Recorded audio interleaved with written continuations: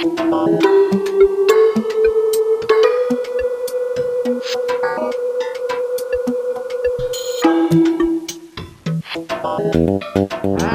মাও খাও, মানুষের গন্ধ পাও।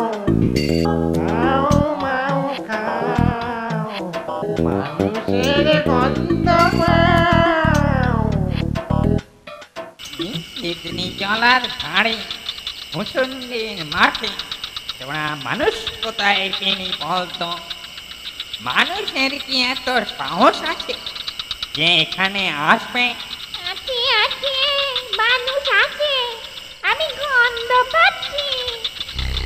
ওরে বাবা রে, এরা বুঝতে পেরে গেছে। মাথা ঠান্ডা রেখে কিছু কিছু ভাবতে হবে, না হলেই গেছি। ওই যে গাছের ওপর একটা মানুষ। ধর ধর বেটাকে ধর।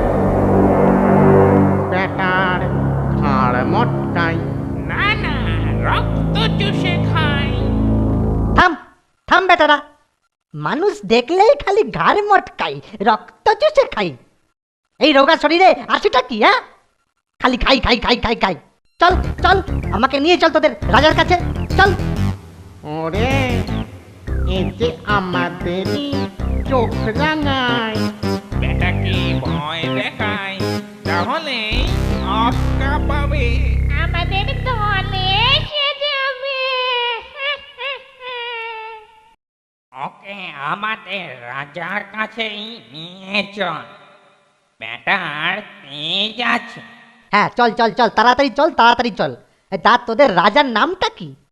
ব্রহ্মদত্তি, ভূতের রাজা ব্রহ্মদত্তি। চল সব, তাড়াতাড়ি চল, তাড়াতাড়ি চল।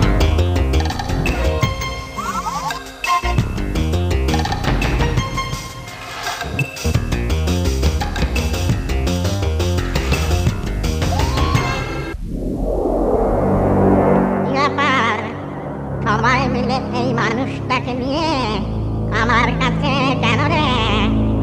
আমাকে ক্ষমা করবেন ব্রহ্মদত্তি মশাই, আমি আপনার বাবার খবর এনেছি। আমার বাবা? ইয়ার কি হচ্ছে? ভূতের আবার বাবা কাকা থাকে নাকি রে?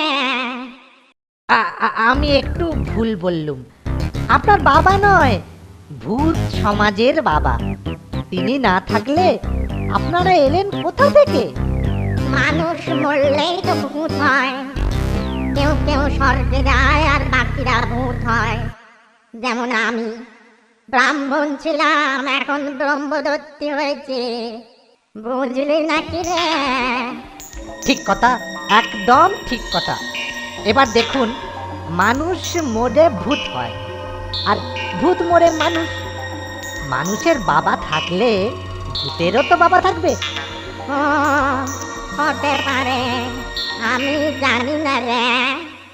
ওরে, এ যে জানে না বলছে রে, জানে না। আরে লেখাপড়া শেখেনি তো। এই, কি বলছিস রে? না হুজুর, কিছু না। হ্যাঁ বলো তো, কি বলছিলে? আগে বলছিলাম যে আপনাদের বাবা বহু বছর হলো মারা গেছেন, কিন্তু মানুষ জন্ম নিতে পারছেন না, কারণ তার শ্রাদ্ধই হয়নি। তাই গতকাল আমার স্বপ্নে এসে বললেন, ভূতেদের গিয়ে বলো